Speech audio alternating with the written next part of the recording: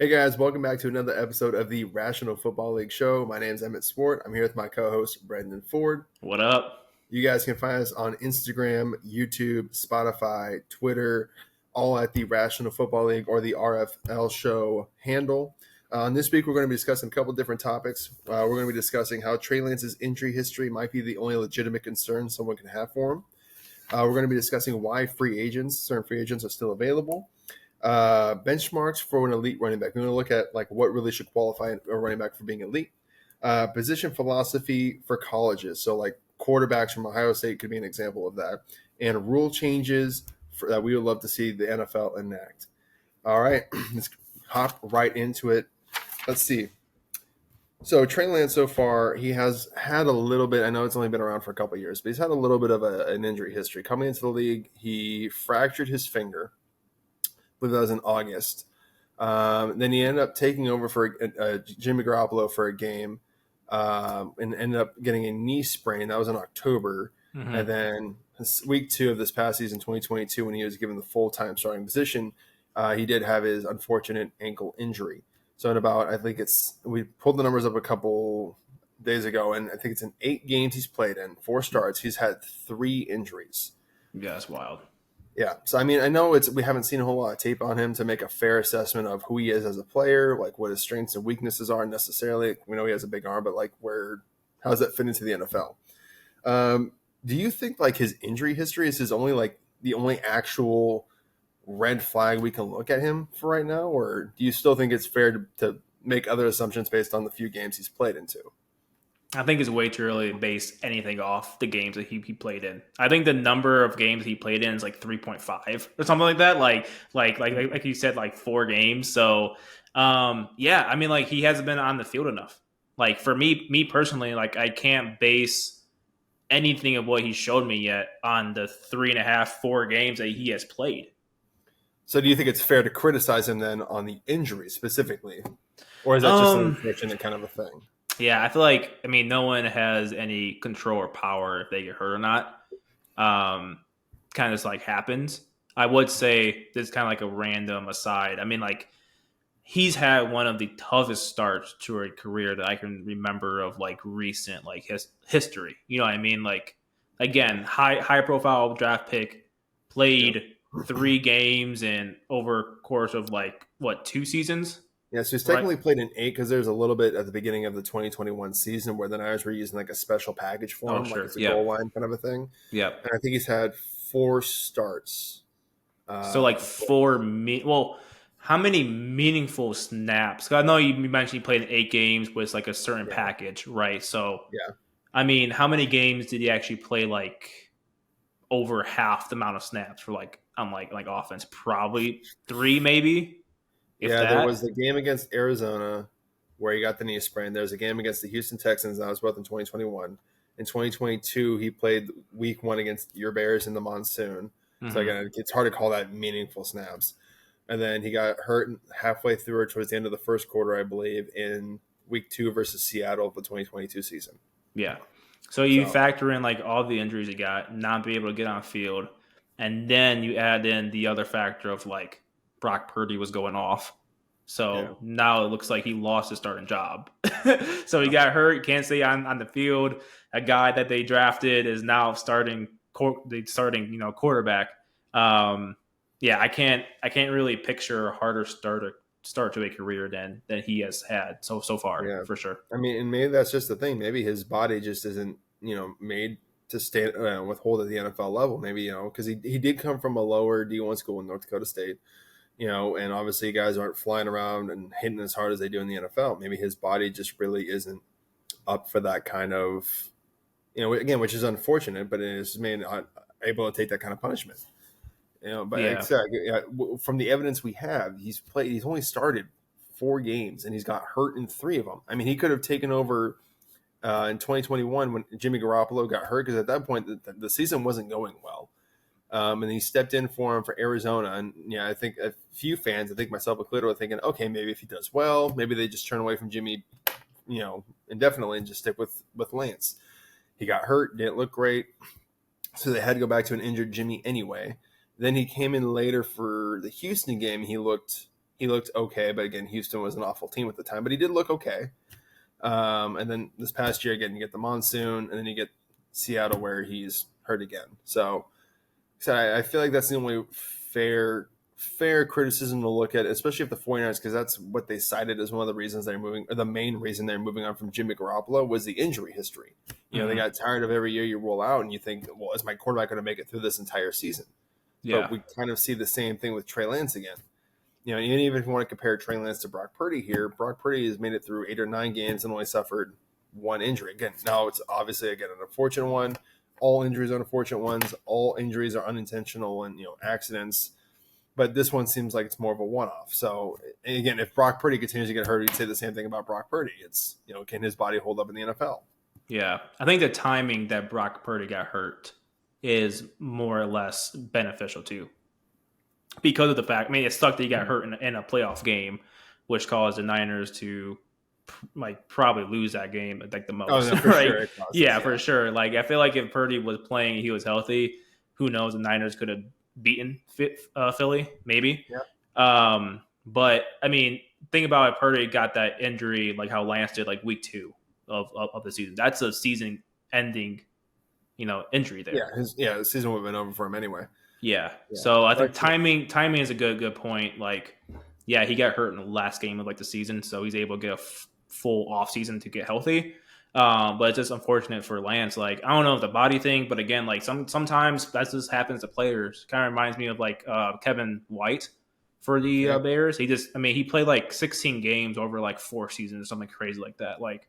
Duke just could not stay healthy for whatever reason.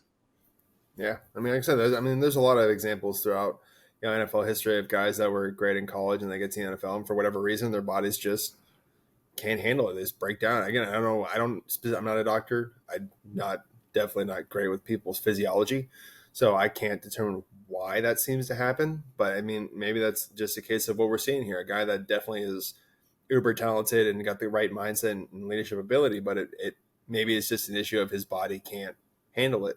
Now, again, the 49ers could do things to accommodate for that. You could sit here and not run him anymore. You can keep him back there as a pure pocket passer, which I think it is a matter of that's something he's capable of doing. He's right. Again, from my understanding, from what Kyle Shanahan and the 49ers themselves have said, he's a very intelligent person. He can definitely get through the reads. But I guess what they were drafting him for was that extra element of his ability to run the ball. And if he can't do that, that kind of just, I guess, defeats a little bit of the purpose of trading up and taking him. Again, which also kind of opens up another can of worms. If that was the main function of what you're looking for, then why not just take Justin Fields? Right. Because we know Justin Fields ran a 4.3. We know Justin Fields was fast. We didn't, Lance didn't run a 40 time. Yeah. And you're comparing low D1 speed to your point.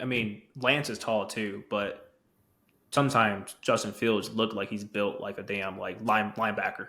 Bro's coming out Ohio State, he was 6'3", 230, 240. Yeah, it was just he's a solid guy. He's a solid dude. And I don't know how many rushing yards Lance had in college, but maybe it's because Ohio State did use Fields as more of a dual threat, but he only had I want to say 700 career rushing yards. He wasn't running a whole lot during college, and maybe they're I'm not sure how good of a sure rusher Fields is based off his college film, but just looking at the body comps, they're two different bodies. You know what I mean? Yeah. They're both tall. One's built like a tank. Trey Lance is a little bit leaner.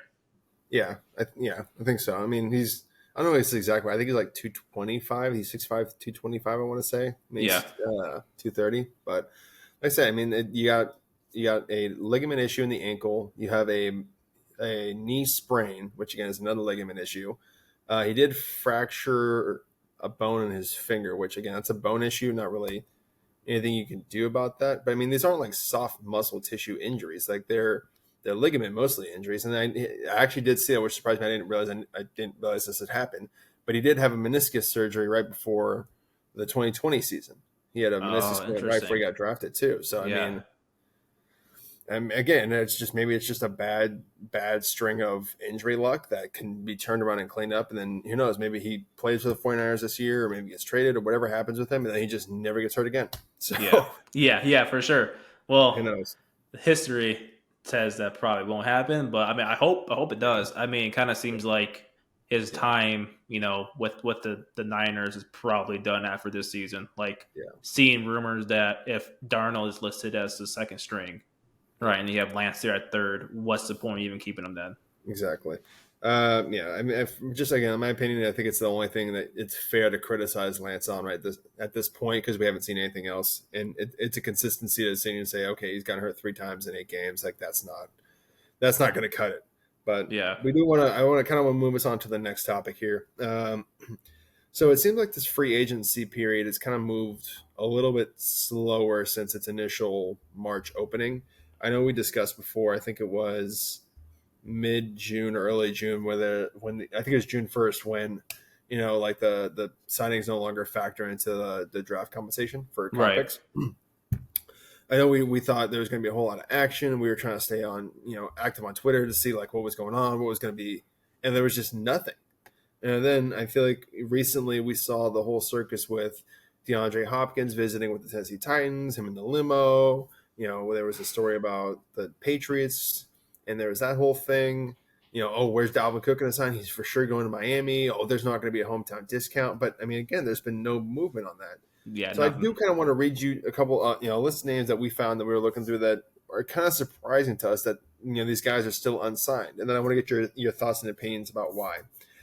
So free agents currently still available. These guys are, as of July 2nd, still available. Dalvin Cook, DeAndre Hopkins, Jarvis Landry, Marcus Peters, Carlos Dunlap, Yannick Ngakoue, Jadeveon Clowney, Robert Quinn, Shelby Bobby. Harris, who was involved in the Seahawks Denver trade. He was sent from Denver to Seattle. Okay. Miles Jack, and Robbie Gould. I'm curious to see what your opinion is about why these guys are still free. Why are teams, not trying to make any last minute improvements? Yeah. What are your thoughts? Emmett, that's a good question because my Chicago Bears should be signing almost every edge rusher that's on that damn list right now. Don't know why they haven't.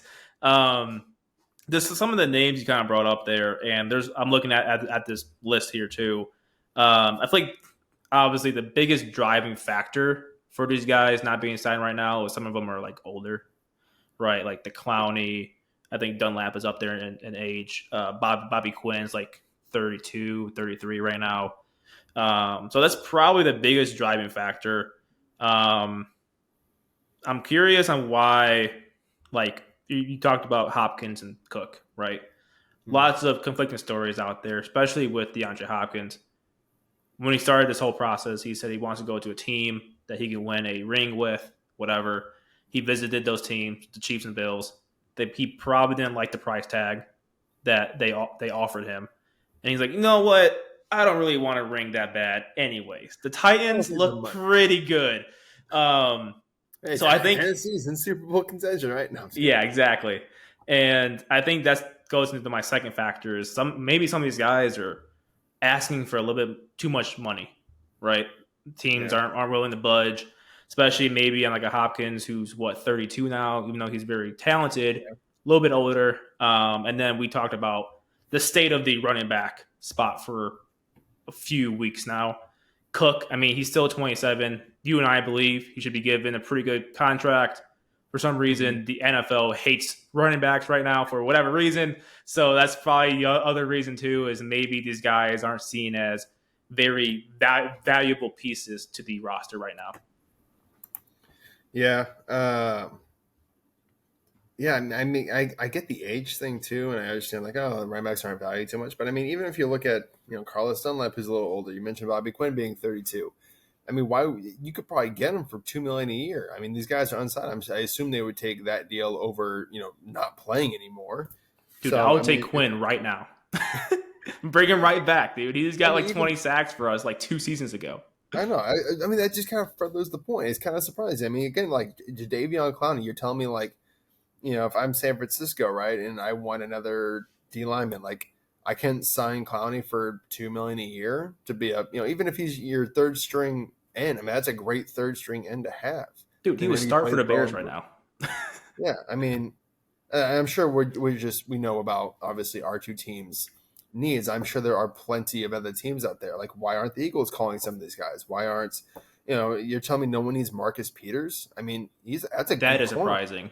Yeah. I mean, again, the 49ers definitely could use another corner just for the competition's sake. You tell me you can't get Marcus Peters for $4 or $5 million? I mean, I'm just kind of baffled by it, So I don't know if, maybe at this point teams are like, hey, like we feel comfortable with what we have. We don't feel like paying any more money to what these guys are. But I mean, again, like I said, I'm very surprised. Why is Jarvis Landry? Why is he not in Chicago already? Well, yeah. To your point, it goes back to like age and going back to Marcus Peters too. He just turned 30, and 30 is like 50 for the cornerbacks. I know. Hey, trust me. I mean, again, no, I get what you're saying. Like, I can understand these guys are free agents for a reason. They're a little bit older. Totally good. But these guys aren't 36. I mean, we're not talking about a guy that's at the very end of his career. Like, you're telling me Marcus Peters is still going to be a great number 2 corner? Oh, he could be a good 2-3. Right. Like I'd love to have him. Exactly. That's kind of my. I mean, I'm not saying these guys need to come in and be your like, this is our new wide receiver one, but like, Jarvis Landry can't come in and like compete for a slot position, and like the leadership he brings, the experience he brings to a young team. I mean, that's another weapon for Fields. Where Marcus Peters can't come in and elevate a cornerback room. Like I said, that's why it's very surprising to me because these guys aren't ancient. Like they probably still have like 2 to 3 or 4, maybe more years of great to good football play in them. Yeah. So I don't know if it's just a matter of, teams now are like, hey, we've drafted, we've gone through free agency, we know what we want. And it could also be the opposite of, maybe we're thinking of the wrong way too. Maybe we're thinking from a team perspective. We're not thinking from a player perspective. These players maybe don't want to sign until after OTAs because that's supposed to be. Yeah, they don't want to show up. Yeah, they're like, just call us when the preseason's done. We'll come play then. Well, to your point too about Landry, I mean, him and Beckham Jr. were in the same class, right? Yeah. And then didn't Odell just get like an $18 million per year contract or like a 1 year or 2 year deal after not with the playing Ravens? the last 2 years too? Yeah, like they're. I mean, I would probably have a Beckham Jr. over a Landry based off like skill wise, whatever. But Landry's not bad. No. I mean, again, why not join him in Baltimore? Baltimore can't use another weapon, another slot weapon. Yeah, they can. He can mentor the kid they just got from Boston College. Zay. Oh, was it? Is it Rasheed Rice or is it Zay Flowers? Yeah, right, Zay Flowers. Rasheed Rice went to the Chiefs. They can come. They can bring him in, mentor him, whatever. Boom. Yeah, let's say. I mean, again, I doubt he's coming in at $10 million a year. So, I don't know. I really, huh? I said I don't. The only thing I know is selfishly going back to my Bears. Call up Clowney, Bobby Quinn, Dunlap. I don't care, dude. You know what I mean? You know what? I wonder if it's not a matter of these teams looking at the future with the salary cap kind of issues coming up. You think so? I'm kind of wondering about that because again, there's a lot of too many big names on here to not be even like signed for a backup role. I mean, again, Miles Jack, you want to take him as your like linebacker 4. So I wonder if it's not a matter of some of these teams. Maybe you're kind of like looking at the future of, well, we've got this cap coming down. Like we really want to sign Miles Jack to an extra $5 million over the next 3 years, and be locked into that. Yeah. Well, the way I view it is like a lot of these guys on this list are 1 or 2 year deals at like max. Like I'm not signing Clowney for a 3 year deal. Like he's a good plug and play right now for this upcoming season, and then address like Ryan Poles' off season. I mean, find your long term answer. Do it. I'd probably do 3 for $9. Again, would Jadeveon Clowney do that? I doubt he would. I'm sure he would rather do a 1 year deal over that and have a good year and just do this again year after year. But I mean, if I can get Jadeveon Clowney for $4 million or $3 million a year for the next 2 or 3, I mean, why not? He's still going to be producing for you. He's still a dude that's got talent. Yeah. Through the eyes of like, for example, like Ryan Poles, I don't think he would ever would like do that for a 30-year-old end, but I think he should sign up for at least a 1 year deal. He's a guy, he likes to draft his own guys, and bring him like within the org. Like he let go of everyone over the age of like 28. I feel like last season when he just tore everything down. They're like in a deep rebuild. But I mean, okay, let's take another team. It's a team that neither of us support here. Let's take the Saints, right? They're a team that's got some better. I mean, Landry was just on the Saints. Yeah, he was. Yeah, you have Olave, you have Michael Thomas there. Maybe again, we're not very familiar with the Saints roster. Like I just said, we're not Saints fans. But I mean, you're telling me like you can't bring Landry back? I mean, did he not have a good year last year? I mean, did he? I don't even know what even happened to Landry. Like he was on the Saints last I've heard, like last season, right? Like wasn't just last season, and then now he's just floating out there. I think too, it's a lot of these defensive guys are going to be like mid-season, like plug and plays for a lot of teams. Like I remember the Eagles. I think it was Eagles who brought in Sue during like their playoff push.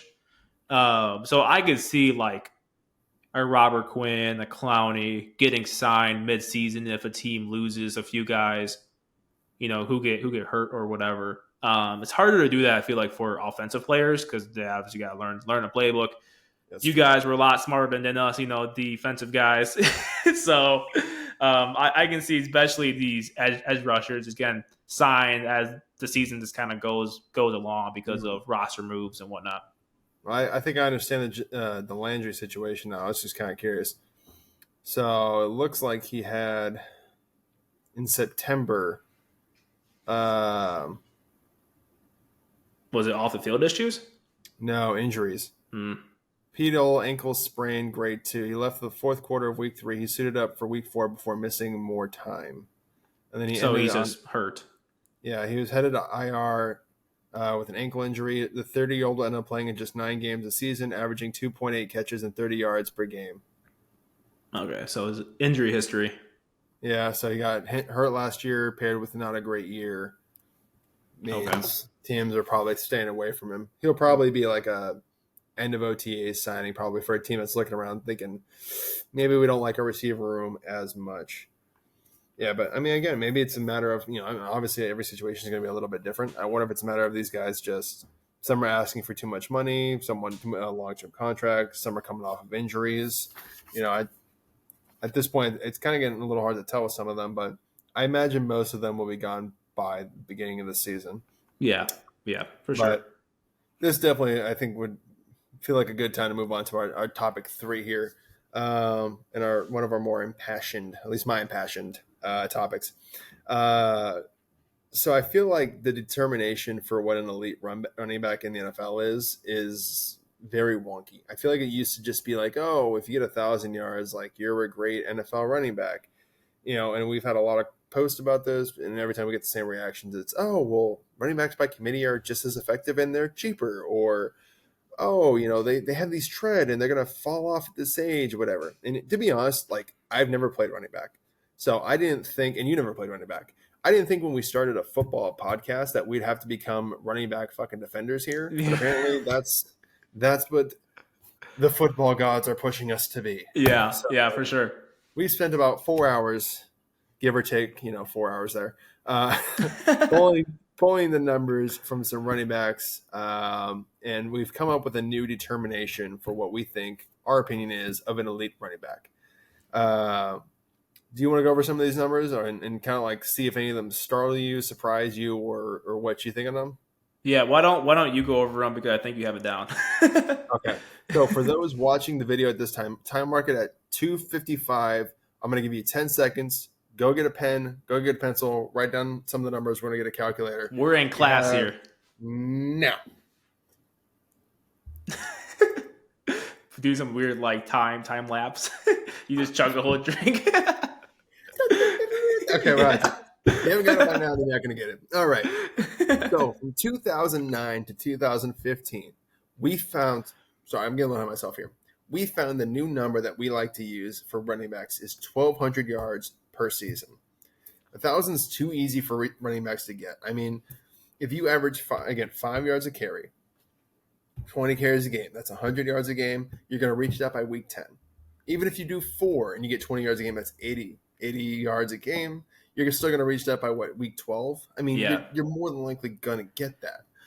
So 1,200 we've noticed is a much better benchmark because going back throughout the NFL's history since 2009, we've been able to use that number as a distinctive drop off from NFL talent. So we're going to look at this from 2009 to 2015, 7 seasons. There's an average of 7 running backs that got 1,200 yards a season, with the most being in 2010 and 2012. They both had 10 guys that reached 1,200 yards. From 2016 to 2022, last year, again, another 7 seasons, that average has now dropped to just 4 guys a year get 1,200 yards. So the NFL talent at running back has definitely declined there. Again, the peak of that was in 2016 at 7. And even in 2019, we had to factor in a quarterback, Lamar Jackson, who rushed for over 1,200 yards. I believe that was his MVP year. Yep.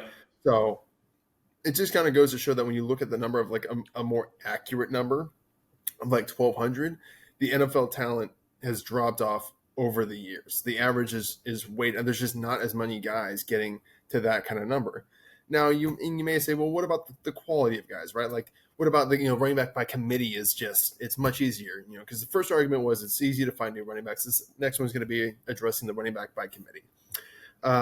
We found, just looking at last 2 years ago, Dalvin Cook versus Jonathan Taylor, and this might actually even help explain why some of these guys have fallen off or are getting released. For Jonathan Taylor, he had, I believe it was over 1,800 yards. For every 18 carries he got a touchdown. For every 24 carries he got a 20-plus yard run. So that's an explosive crazy play. Yeah. For those that aren't aware, in football, we have a thing called explosive plays. I'm sure you've heard a broadcaster say it. I'm sure you've heard an announcer say it. Whatever it is. For a statistic behind it, as an offense, we regard an explosive play as anything that's more than a 15-yard run or a 20-yard pass. Those are explosive plays.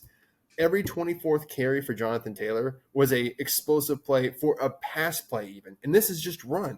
He can get 24 carries a game. So he's having at least one explosive play every game. And that doesn't even factor in what he brings pass-wise. Running back screens, Texas route, running back a wheel up the side, any of that stuff. Right.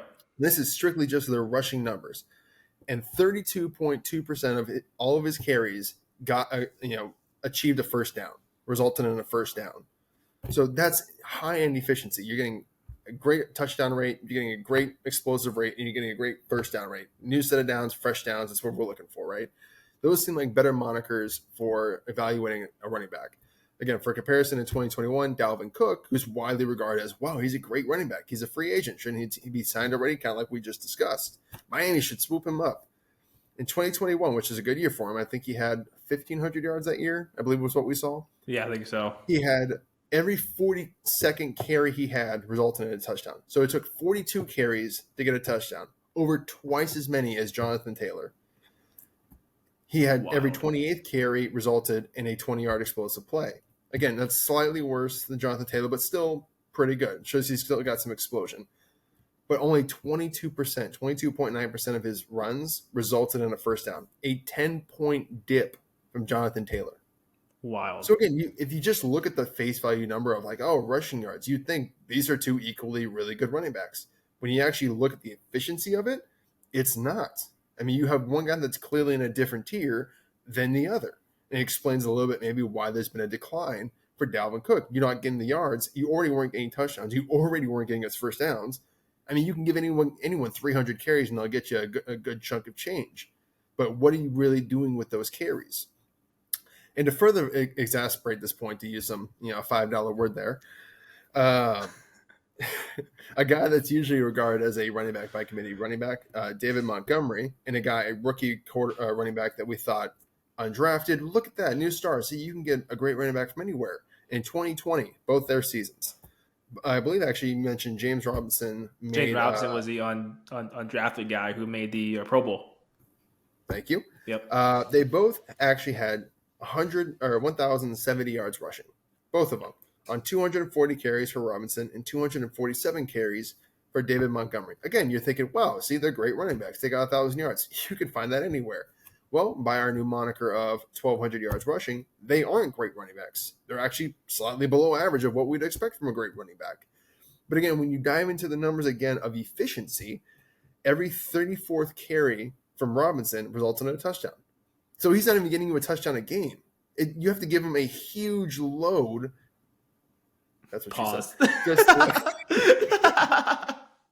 yeah, give this Damn it, I told myself we weren't going to do this. You have to give. That's wild. I love it. Like an OnlyFans, you got to give him a huge load. We're going to keep that in. But you had to give him a bulk amount of carries, a giant bulk amount of carries, for him to even get you a touchdown.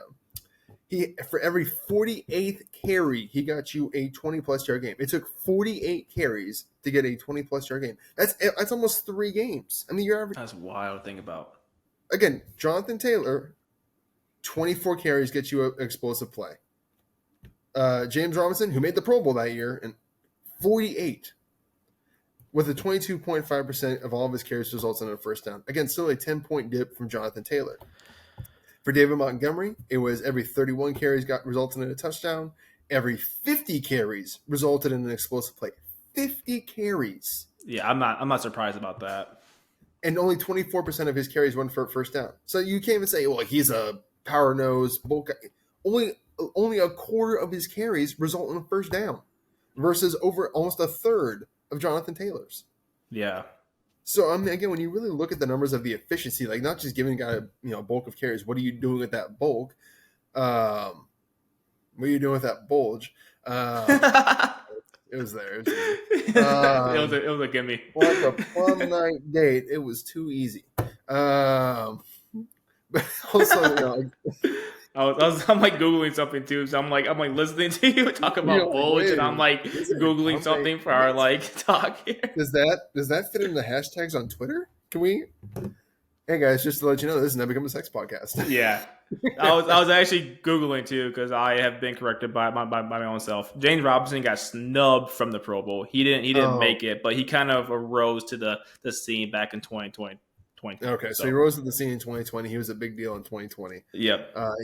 He's been further used as an example of, look, you can find running backs anywhere. You don't need to draft them high. And now he's not even on like a team. It's crazy. And now he's not on a team. I'm saying when you look at the numbers of the efficiency as well as maybe through a new moniker of 1,200 yards, it's easy to see that the quality of NFL running backs isn't what it used to be, and that the ones that do get you 1,200 yards a year are more valuable. But also, it's what do they do with those yards and those carries that makes it even more important. So a guy like Jonathan Taylor should get paid. I mean, we can even quickly pull up Saquon Barkley's numbers real fast. I'm curious. I think he's going to fit probably more into that Jonathan Taylor moniker. Yeah, and while you searched that up too, I had a quick point. Maybe that kind of sheds light on why Cook isn't signed right now. Maybe that sheds light why the Vikings didn't extend him and why teams aren't really biting at the bit to sign him. Because what if they look at these numbers, which I'm guessing they do, they're front office people, they live and breathe football, they know probably a lot more than we do. They probably even look at more metrics to look at and kind of base their choices on who they should bring in and whatnot. And also to your point, like we got the 1,200 numbers looking off this average, yearly rushing totals, right? Mm-hmm. But when you break it down with the increase of like the NFL schedule, now there's 17 games, it still comes out to be 71 yards a game roughly to get to the 1,200 number, which still is not like a lot. No. And then that's why we also moved it from the 1,000, right? Because I think 1,000 only was like 58 yards a game. Yeah, I think given the 17 game schedule. So, I mean, in reality, you probably see the top back get at least 1,600 to 1,800 yards rushing. I think Josh Jacobs hit that 1,600 yards last season, if I remember correctly. 1,653. So like 12,000 is still like our benchmark, but it's still, or 1,200 is still our benchmark, but it's still not like super high. Yeah. It's not like, irrationally high. Yeah. We're not saying you hit 1,500 yards to be elite, which given probably elite running backs do, given the amount if they have enough touches and they're like an every down back. But Mm-hmm. I'm intrigued to see if that number further, reduces next 5 seasons, given that teams now are moving away from the single back system to having 2 or 3 guys who they kind of give carries to. Yeah, like I said, so getting back to some numbers here real quick. So I actually was able to get 2 real quick. So Saquon had 1,300 yards, which qualifies him for what we then deem as a good running back, or maybe into elite running back. But it took him. So for every 30 carries, he got you a touchdown. For every 33 carries, he got you an explosive play, and 21% of his carries result in a first down. So this is also him really coming off an injury and starting to feel like himself for the first time. So again, obviously you want to see that efficiency in the first down go up because we're at the low level there. But 30 carries per touchdown is a little bit closer to Jonathan Taylor than it is Dalvin Cook. And the 33 for the explosives is actually a little bit worse than Dalvin Cook. So again, but we kind of know he's coming off an injury there. Yeah. Another one that kind of interested me was Josh Jacobs, who had a 27.4% first down carry percentage. So he's a great get a first down back. It took, I believe it was 28 carries to get him a touchdown. That's pretty solid. So it's about a touchdown a game if you give him 30 carries. And it took 49 carries to get him an explosive play. So that's a little interesting there too in terms of maybe he's not an explosive kind of guy, but he's so efficient at getting you first downs, it makes it worth it to give you those extra carries. Yeah, maybe he's just to have that breakaway speed. Yeah, he just doesn't have that breakaway speed, but he's converting it at 27% rate. So that tells us he's got great vision. So again, I think it kind of just further goes into our point of that there's a more efficient way to measure what a guy is, what makes them good, what makes them special versus just, well, he can catch the ball out of a backfield and he ran for 1,000 yards. Right. Now, like I said, I think that kind of, maybe we'll just drop it there for today, but I really do think that the way we evaluate running backs needs to be relooked at as fans, because I'm sure some of these NFL teams are using these numbers already. And I think we need to start really like considering contextualizing what running backs bring to a team. 100%, man, for sure. Yeah. We're going to move us on to our next point. We're going to keep this one a little bit shorter because we are running a little bit behind time here. I feel like we always do. We always do. When it comes to running backs, we always run over on time. Position philosophies from colleges. So there's like, again, I don't know if this is an actual NFL team. I really, really hope an NFL team isn't doing this because I feel like it's more like fans. Yeah, easy way to get fired. But fans obviously will sometimes sit here and have this like notion of, oh, well, this guy's from Ohio State. He's going to be a bad quarterback. Oh, this guy's from, USC. He's going to be a good quarterback or, whatever it is. And it's not just for quarterbacks. It's, O-linemen from Wisconsin or it's DBs from Alabama, where, fans sitting here and go, well, just because this guy's from this college means therefore he must be good. Like this is just, as I think you kind of see it, linebacker U, running back U, DB U. So what are your thoughts about that? And do you think teams actually use that, or is it just a fan belief?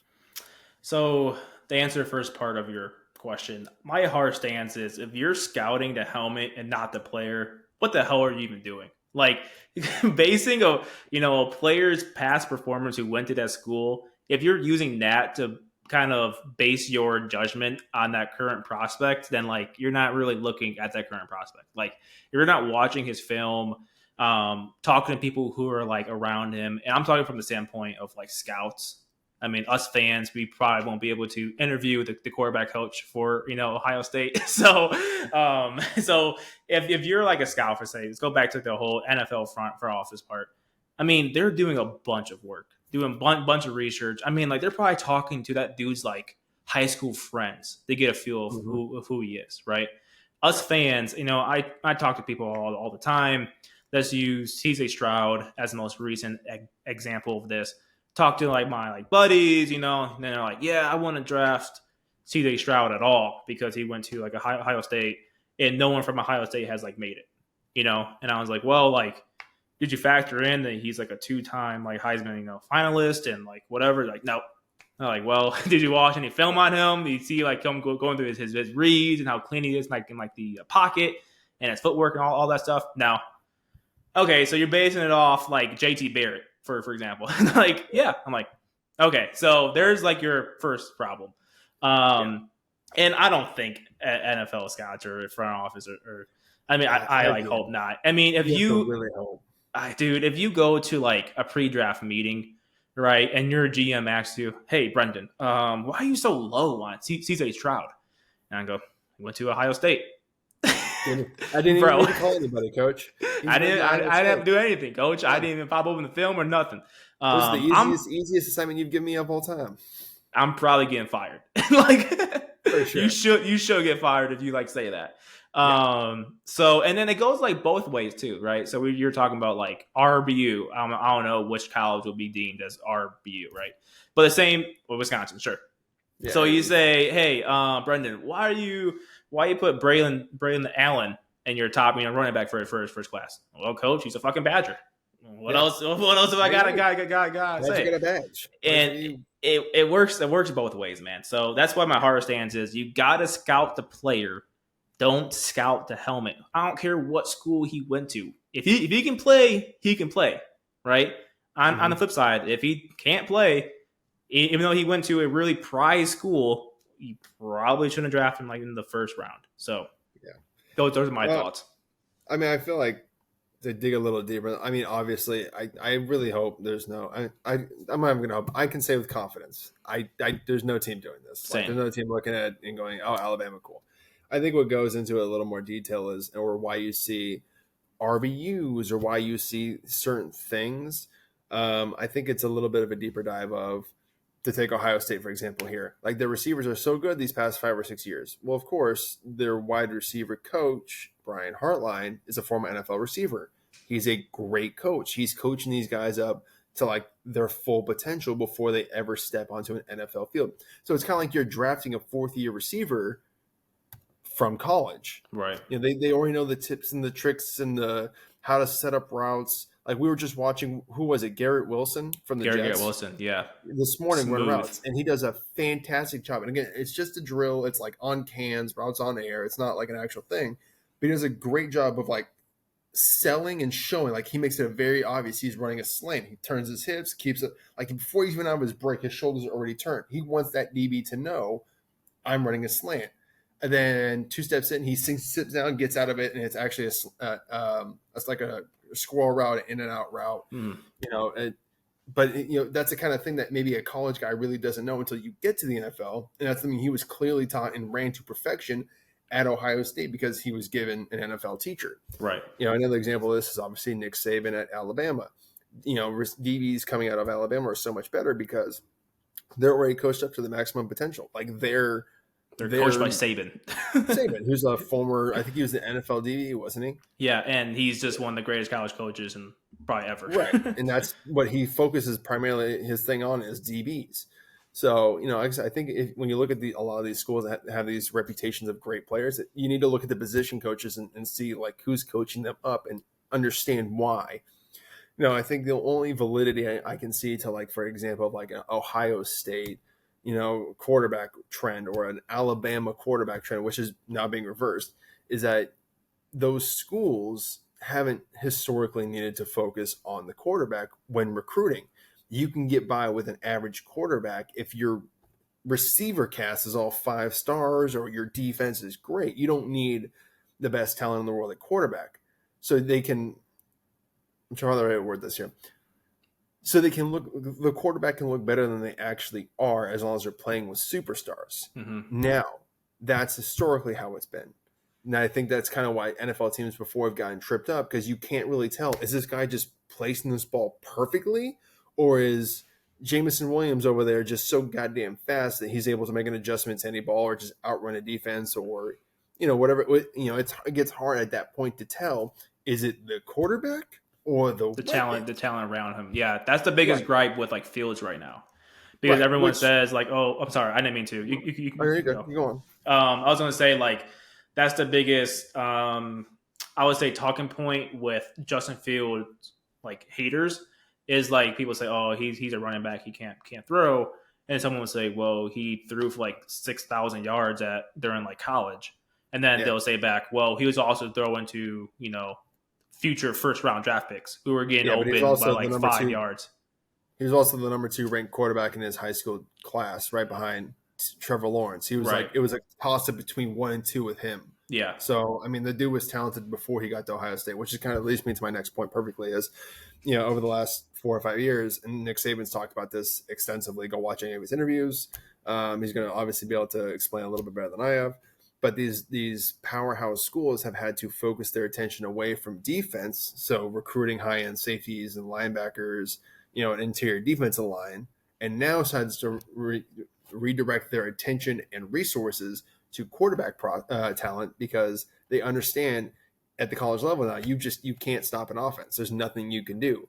So the best way to win a championship is to have the best quarterback. That's why these past 2 drafts or two of the past 3 drafts. No, I'm sorry, actually the last 3 drafts. Yeah, you've seen Alabama quarterbacks go higher than you ever have before, and you're seeing them having more success than they've ever had before. Tua Tagovailoa, Mac Jones, Bryce Young now. Like there's now a consistent flow of first-round quarterbacks coming out of Alabama because that's where now Alabama and Nick Saban have redirected their attention to. And there's less linebackers coming from Alabama. There's less interior defensive linemen coming from Alabama. Because if they're trying to win a championship, they've got to put money where the championship resources are. And that's at quarterback, that's at receiver, that's at, edge rusher. That's why you have Will Anderson getting drafted earlier still. And it's still at a little bit, DBs. Yeah. So, again, I think it's a matter of, these schools are now redirecting their resources to what's important. And before, quarterback wasn't. But now it is. And that's why I saw faith in the fields. And that's why I think C.J. Stroud is going to be a better Ohio State quarterback draftee than some of his predecessors like JT Barrett. JT Barrett is more of like a leader, less of an athlete, more of like a kind of a pocket passer. But I think that's maybe how Ohio State viewed their quarterbacks as we don't need you to be a top tier and high 5-star quarterback. We need an athlete back there. And now they're switching from that to, hey, we need this dual threat guy. We need a guy that can throw as well as he runs. And that's why I do think you've kind of seen this transition from the Terrell Pryors to the Fields and the Strouds. But yeah, I think the people kind of get where we feel on this now. We've explained college philosophies and how they're switching and why schools that maybe historically haven't had great positions are going to have to start great positions, and schools that won't. But moving on to our last topic of the day, what is a rule change that you would like to see? So, bring back old-fashioned kickoff. Okay, that's my number one. That's your number one. I want Devin Hester-ish returns back. No more BS with fair catch in the 25 shit. No moving the ball up the 35-yard line to kick it. No more back to the end zone. Touchbacks. I wanted to see some guys going through, hitting that seam, and then it's just gone. I miss that. Oh my God, is it? Yeah. You know what I mean?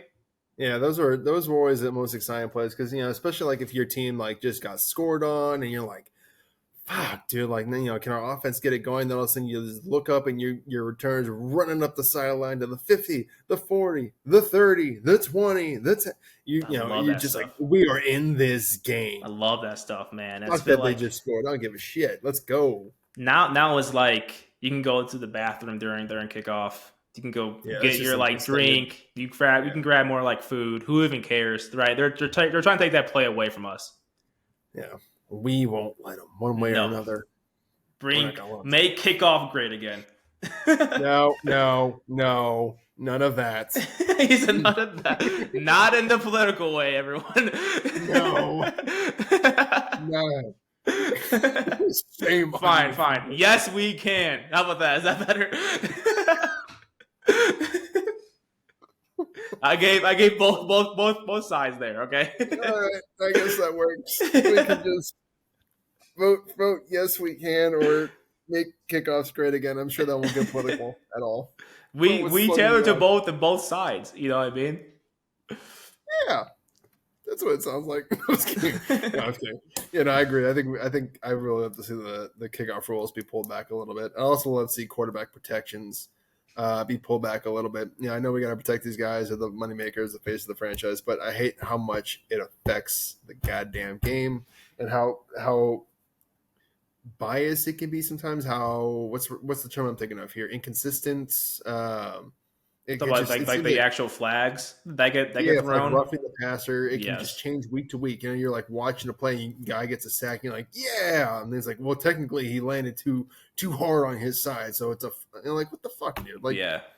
It gets to a point sometimes where you're really like, what else do you want him to do? He just pushed him over. Yeah. But for sure.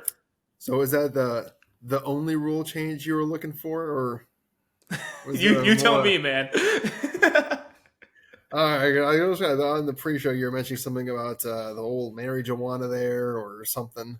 So it's kind of weird that I know there's a lot of like drug testing stuff and gambling getting brought up here, and people getting like suspended, whatnot. And sex, drugs, and alcohol. whenever there's money involved, yeah, things get hairy.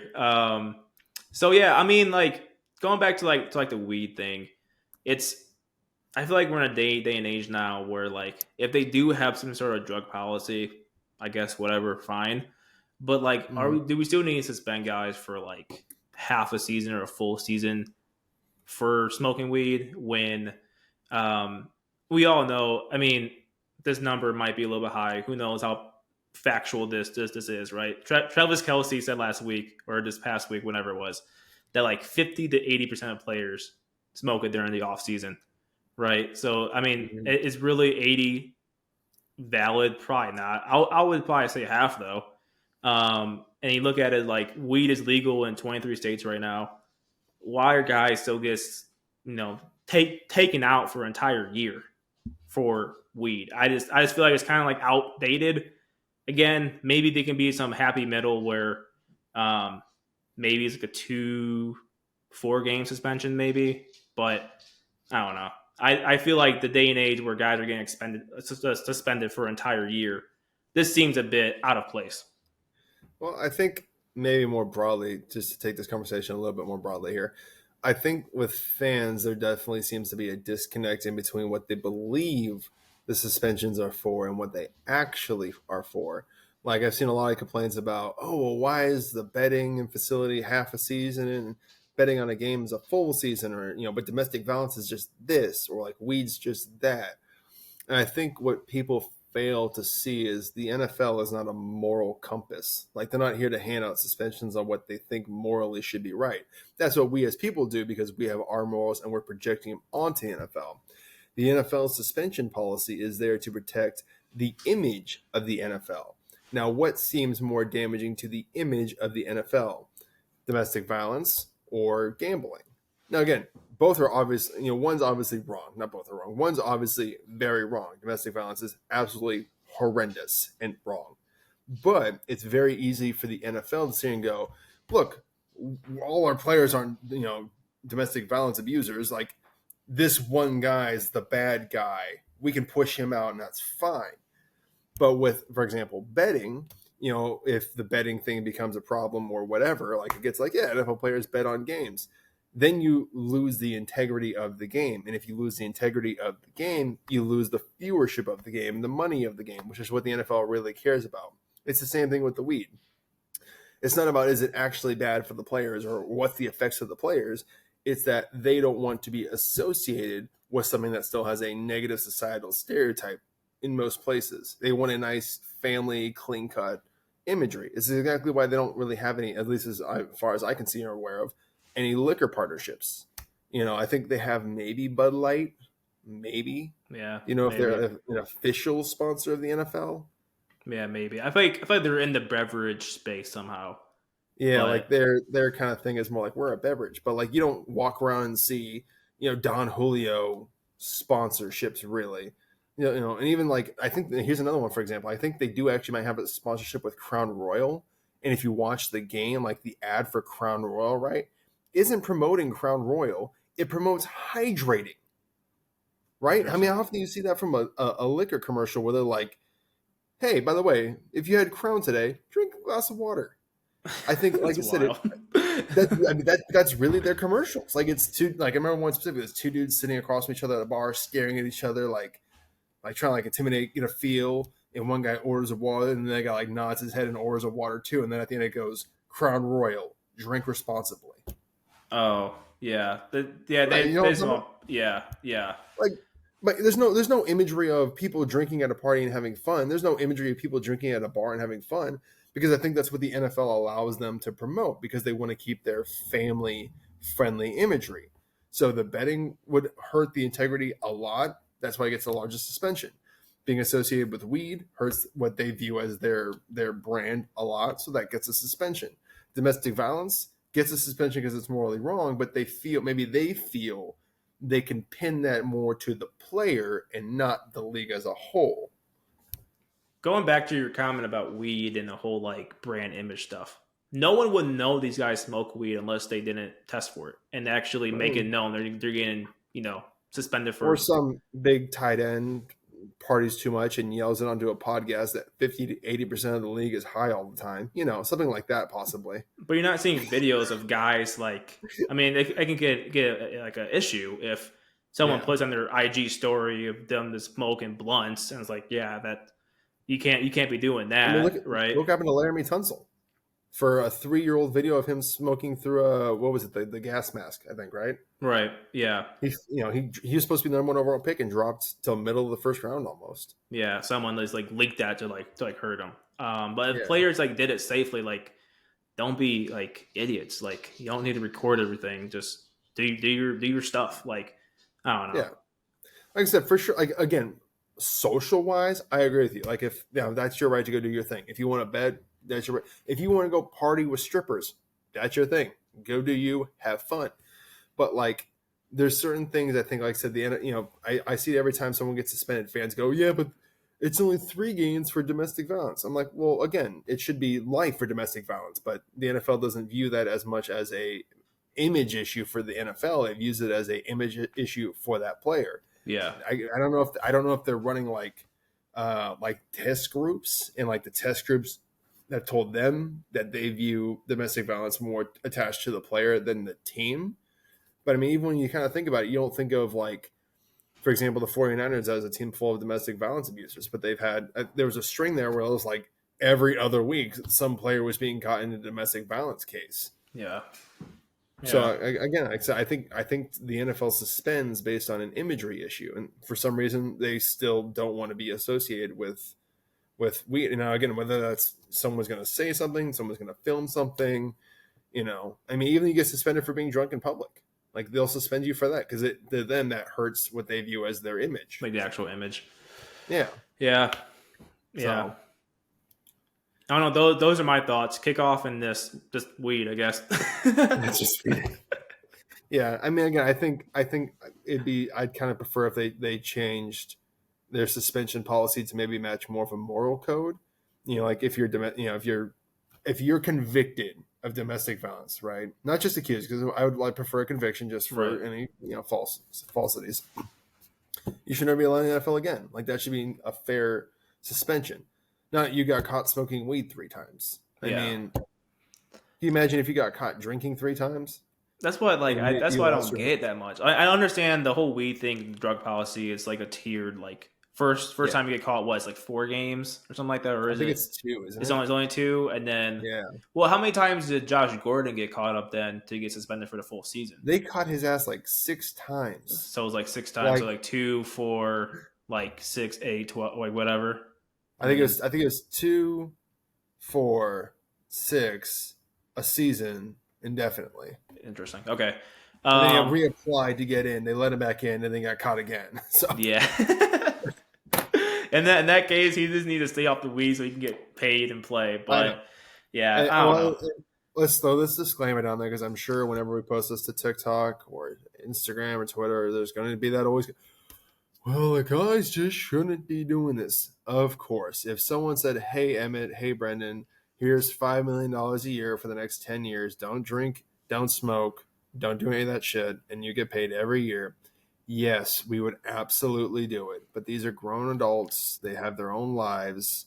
they maybe have an addiction problem. Maybe that's just what they do for comfort. We don't know. They're grown adults. They're making a decision for themselves.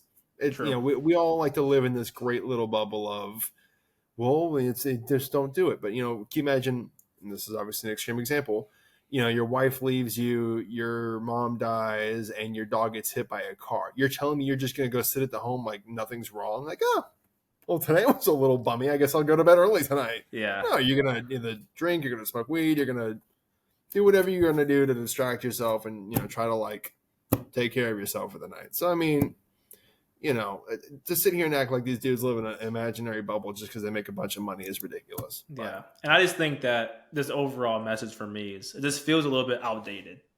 That's all. Yeah. I'm not saying make coke and crack legal. Like who, what I mean? Like that's kind of hardcore stuff. You want to boost their running back numbers. You better get on them lines.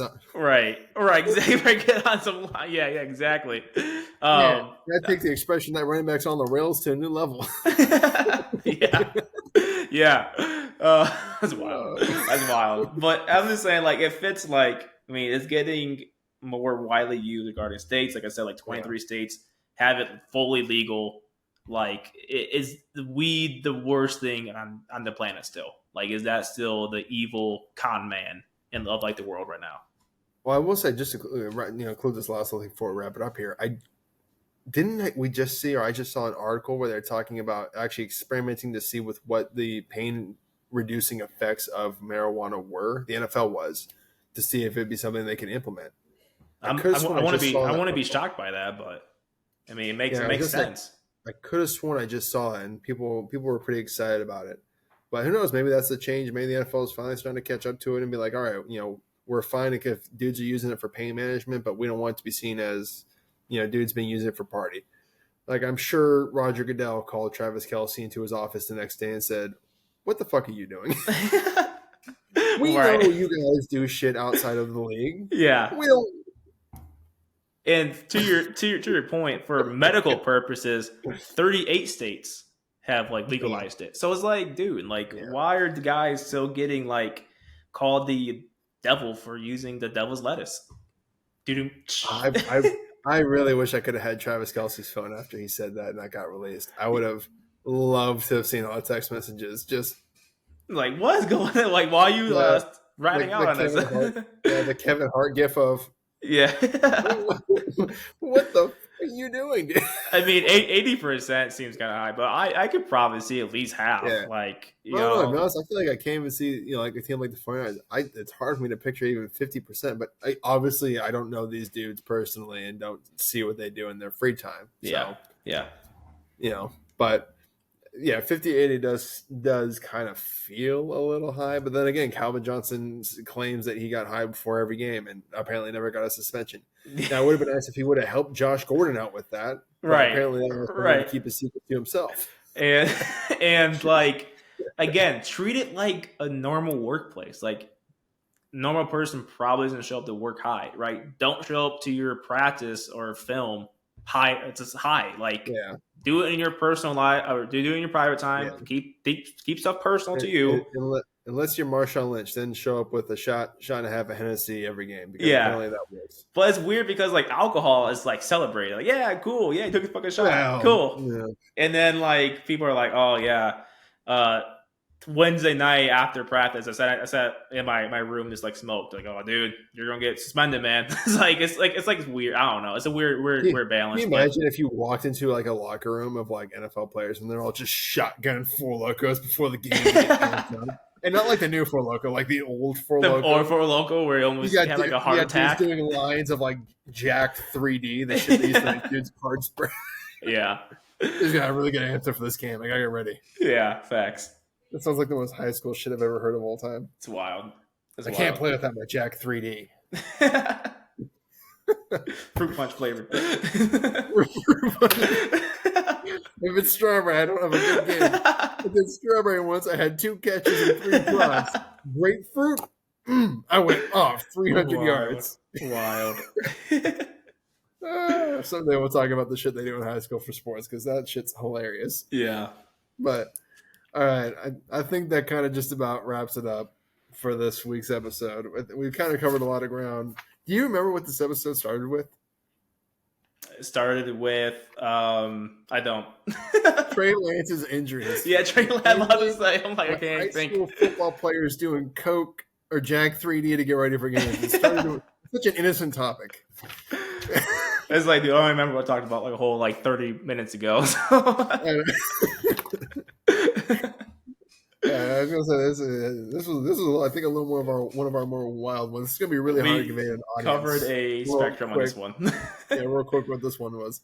But thank you for tuning in. If you tune into all of this silliness here and number thrown around, we appreciate you. Again, like, subscribe, follow us on YouTube, Spotify, Twitter, Instagram, and TikTok. Hit the bell for notifications on YouTube so you can get updated whenever we post anything. But until next time, it's been Emmett Sport. It's been Brendyn Ford. We will see you later.